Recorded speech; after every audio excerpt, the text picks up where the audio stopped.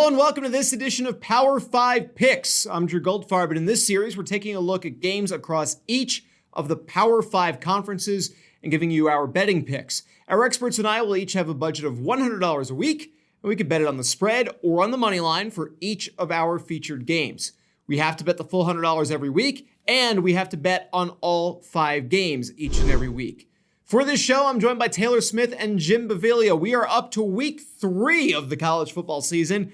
It's almost a mini rivalry week this weekend. We begin in Pennsylvania, where the Penn State Nittany Lions host the Pitt Panthers. Penn State will enter this game as the big-time betting favorites, a 17-point spread in their favor, massive odds on the money line. Nittany Lion win straight up, pays at minus 900. The Panthers plus 600 underdogs. Jim, get us started here with your pick. Well, I am in Pennsylvania, so it's fitting that you begin with me. And where I'm from, it's all Penn State all the time, and Pitt is kind of a 4-letter word. Now, I have no affinity for either team, so I could stay objective here. Since they restarted the rivalry 3 years ago, Pitt is 0-2-1 against the spread, so that's kind of in Penn State's favor. Penn State has played nobody the first 2 weeks. I mean, Idaho and Buffalo, there's just no – and Buffalo actually was leading at halftime, so that's kind of a surprise. I think both of these teams are much stronger defensively than they are offensively, even though Penn State's run up the score against these 2 weak opponents. I don't think they have the playmakers they've had in the past. I don't think Pitt has much of an offense either, although they do have Maurice French, who's been doing some damage at wide receiver, so there's one playmaker there.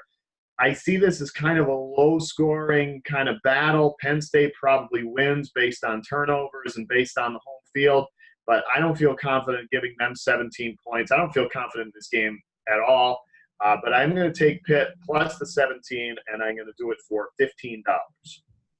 Taylor, what about you? Yeah, Jim kind of talked me out of my bet, but I'll just stick with it. Penn State won this game 51-6 last season. Pitt's offense, like you said, is horrible. I don't really see them moving the ball and score many points here. Like you said, Penn State hasn't played anybody. Sean Clifford has looked pretty good as the quarterback so far. I just don't think Pitt has enough talent on either side of the ball to really keep up. 17 points isn't comfortable at all, but I'm trying to be a little bit bold this week to make up some ground, so I'm taking Penn State to cover the spread. I'm putting $35 on it. Whew! I think that's the biggest wager so far in this show's history. That's gutsy. The Pitt Panthers lost by 16 when they played Virginia in week 1. Last week, they beat the Ohio Bobcats 20-10. Kenny Pickett looked good in that game at quarterback. Ohio University, though, not really like on the same level as Penn State. PSU walloped Idaho in week 1. They came back to crush Buffalo in week 2 with some garbage time points. And they now face their first halfway decent opponent of the season in week 3, while ranked 13th in the nation. Quarterback Sean Clifford has had a pretty decent start to his sophomore season and his first year as the starter. He leads the team in both passing yards and rushing yards, averaging about 250 yards passing, 50 yards rushing through 2 games. That's per game through 2 games this year. Nittany Lions are going to win this game. I'm comfortable enough that they're going to win by a decent margin. Jim makes a really good argument, but I'm going to take Penn State on the spread. I always hesitate when it's a rivalry game with a spread that's over 2 touchdowns. It just seems like setting up for something. But taking Penn State, taking them on the spread, and I'm going to put $15 on it. So why not? In the SEC, it's an in-conference meeting between the Kentucky Wildcats and the Florida Gators. UK hoping to make this more of a rivalry after they recorded their first win over UF since the Reagan administration a year ago. A much closer spread than our last game. The Gators favored by 7.5 points on the road. Moneyline has UF at minus 320, UK plus 260. Taylor, who do you like for this matchup? This has been a pretty close game over the last few years, but Florida has still taken 3 of the last 4. Kentucky isn't bad. It's kind of a middle-of-the-road SEC team against a mid- to upper-tier SEC team, with the middle-of-the-road team being at home. Kentucky did just lose their starting quarterback to a torn patella. Sawyer Smith will now take over. Florida's offense isn't very good. It's kind of like the Penn State thing, even though I took the bold move of betting on Penn State. I don't feel great about picking Florida to cover a 2-touchdown spread on the road. So I'll take Kentucky to cover. I'll put $10 on it. I do want to clarify, it's a 7.5 point spread. So it is a 1 touchdown plus a point. Well, they have to win by more than 1 touchdown is what I mean, yeah. Okay, gotcha. I just wanted to make sure because the last one was 17. So I just wanted to make sure I didn't mispronounce something. Both of these teams are 2-0. Florida's only played a Power 5 opponent to this point. Kentucky has not. Florida beat Miami by 4 points in week 1. The Canes, by the way, 0-2 on the season. Last year's game was a 27-16 win for the Wildcats, but as I mentioned earlier, it was their first head-to-head win against UF since 1986. I'm a fan of Mark Stoops. I do think he's made the UK football program a lot more respectable than it was before he got there. They're no longer a pure cupcake for the Wildcat teams of old used to be for the SEC East. That said, Florida's ranked 9th in the nation, and top 10 teams don't struggle with the likes of Kentucky. If Florida can't cover the spread against UK, they may not win 10 games this year because they've got contests with Auburn, LSU, and Georgia coming up in a few weeks. Gators to cover, put it in $20 on it. That's how I'm going. Jim, how are you betting on this one? Well, I'm confused now by Taylor's math, so I don't know which way I'm going now. But this is an interesting game. You mentioned the injury for Kentucky, the quarterback. They weren't a powerful passing team anyway. Florida has some injuries too. Kadarius Toney, who's a big playmaker out of the backfield. Their starting cornerback, C.J. Henderson, who's an All-American, might not play in this game. That said, I think Kentucky, if they're going to do anything, is going to have to run the ball. And I think Florida's defense has just been squashing the run somewhere down near 2 yards per carry through the first 2 games. So even though it's in Kentucky and even though Kentucky's off to the nice 2-0 start, I just think there's a huge talent level difference with these two teams. So I feel pretty confident taking Florida minus the 7.5, and I'm going to go with it being a $25 wager. One more major rivalry game this week. Iowa State hosting Iowa. This game representing the Big 12 for us this week. Tightest point spread of the week for the games that we're covering. The Hawkeyes favored by 2 points on the road. Cyclones come with a plus 115 moneyline odds. Iowa posting at minus 135. I'm up first for this one. I've got to start by basically throwing out Iowa on the money line. 2-point spread is a favorable number, going from minus 135 on the money line to minus 110 on the spread to give up less than a field goal. My opinion, totally worth it. You push it a 2-point win, you only lose in one situation in that case. Likewise, I wouldn't take Iowa State on the spread because it makes more sense to pick them to win for plus 115 odds than it would to push at a 2-point loss and win on a 1-point loss at minus 110. I'm honestly a bit surprised the spread is so close because the Hawkeyes have played at a different level than the Cyclones this season. 2 games against the Max Miami Redhawks and the Big Ten's Rutgers Scarlet Knights. You can say what you want about Rutgers. Iowa won 38-14 and 30-0 respectively. Senior quarterback Nate Stanley has thrown for 6 touchdowns and 0 interceptions. Junior running back Mecky Sargent has rushed for 150 yards and a touchdown, and he caught 6 passes for 77 yards. Frankly, I don't understand how Iowa State is so close. Hawkeyes on the spread, $30 on it. This is my big wager for the week. Jim, what's your pick? Yeah, it's interesting because I find myself going against the trends in all these games. I was, I think, 3-0-1 in the last 4 against the spread in this series, so you would think stay that way. Some things concern me about Iowa, though. They've got injuries on their offensive line, which is kind of the bread and butter of their team. They're all Big Ten tackle. Larry Jackson might not play. Their starting center's banged up as well. These are 2 returning starters, so a big part of that offense. I think Iowa State, the fact that they had a week off, they come in healthier. They could kind of shake off the cobwebs after what was a very shaky beginning in that first game.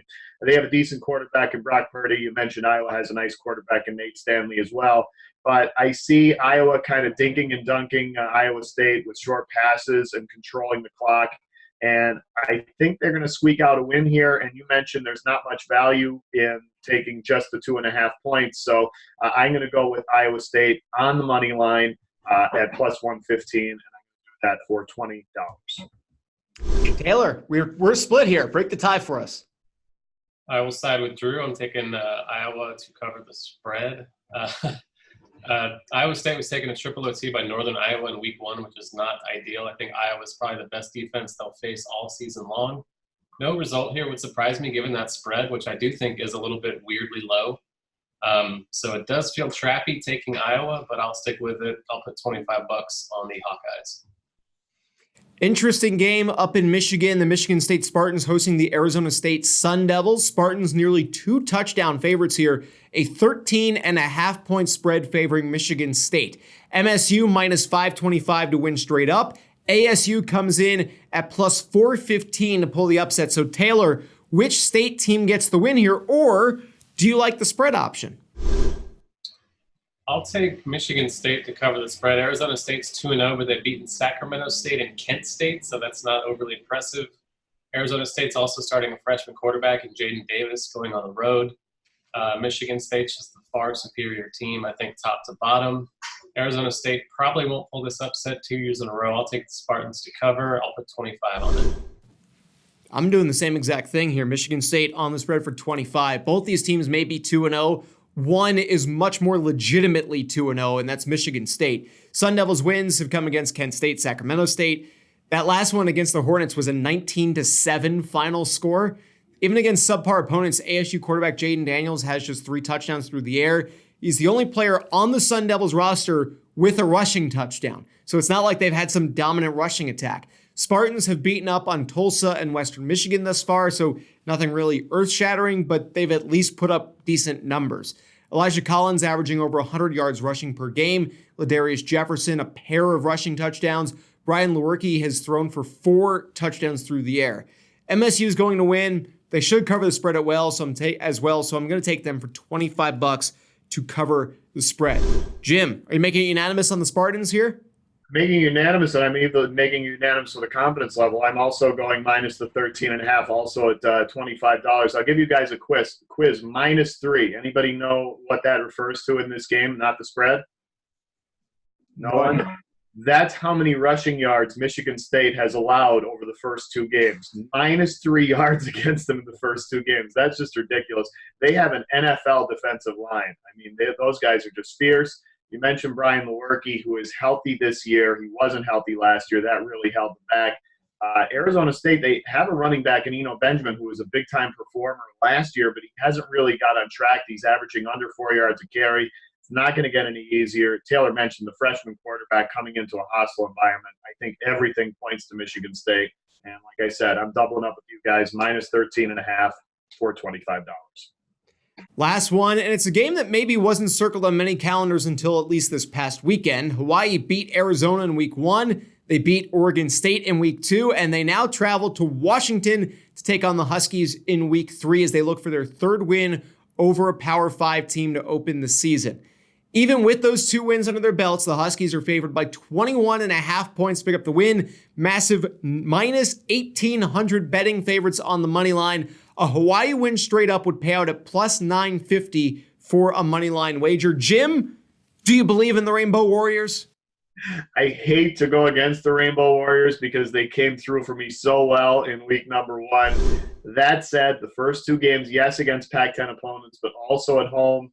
They beat the weakest team in the Pac-10. Now, the first game was impressive. The second game, not so much. They barely got by Oregon State. They have a quarterback, Cole McDonald, who puts up great numbers, but also throws a lot of passes to the other team. He's got 5 interceptions through the first 2 games. I mean, Hawaii's got some crazy stats. They had a different receiver, score 4 touchdowns in each of the first 2 games, which is just bizarre. And Washington kind of threw in a clunker against Cal, but that was a weird game. There was a long weather delay. I almost feel like you could write that one off. Washington was a top 25 team coming into the year. I think Hawaii's run of luck ends as they go to Washington and aren't playing in Hawaii. So I'm going to go with Washington. Not super crazy about it. Minus the 21.5 for $15. Taylor. I only have $5 left. That is very intentional. I'm putting it on Washington to cover. Hawaii obviously burned me in week 1 against Arizona. Their quarterback, Cole McDonald, had a farm last week against Oregon State with 421 yards and 4 touchdowns. But, Washington is arguably the best team in the Pac-12 despite that bad performance last week against Cal. Hawaii coming to the mainland. They're 12-4 against the Pac-12, against the spread over their last 16 games, whereas Washington's just 1-5. But I don't think those trends really matter all that much. I'm taking Washington to cover and $5, like I said. I've only got $10 left, and if I had $5 left, I would put it on Hawaii to win because of those odds. And you know what? Just throw that last little bit out there. I've got 10, and I'm going to put it on Hawaii with the points. Washington's ranked 23rd in the nation, but they're 1-1 and coming off the 20-19 loss to Cal. In week 1 against Eastern Washington, the Huskies won 47-14. Hawaii 2-0 against the Pac-12 this season, though the team they beat last week, Oregon State, is clearly the conference's bottom feeder, and I don't know how much better Arizona is than that. ESPN's Football Power Index gives Washington a 93.2% chance of winning this game. And like I said, even so, part of me wants to take that $5 flyer on the Warriors to win. Cole McDonald has thrown for just shy of 800 yards already this season. He's got 8 touchdowns, though the Husky defense has held opponents to under 300 total yards a game. So instead, I'm going to take Hawaii with the points for $10 because I think Hawaii's offense will allow them to hang around just long enough and keep the game from ending up too out of hand. Keeping it low risk, but still a decent possible reward since you get that minus 110 payout to pick Hawaii plus points. And when you're talking about a 3-touchdown loss paying out for the Rainbow Warriors, and they're 2-0 against the Pac-12. Pac-12 probably one of the weakest of the Power 5 conferences this year. I kind of like the value in that one. I guess we will see if Hawaii might come back to bite you guys this week. Who knows? So as it turns out, I'm betting the spread across the board this week, by the way. So just a random fact there. And that's going to do it for this edition of Power 5 Picks. Make sure to check back next week where we're going to have another full slate of games and another full plate of picks. Make sure to like this video, subscribe to the Odds On Favorites YouTube channel, and let us know which bets you take for this game of this week's games down in the comments below, and tell us which games you want to see in upcoming weeks. For Beviglia and Taylor Smith, I'm Drew Goldfarb. Thank you so much for watching. See you next time.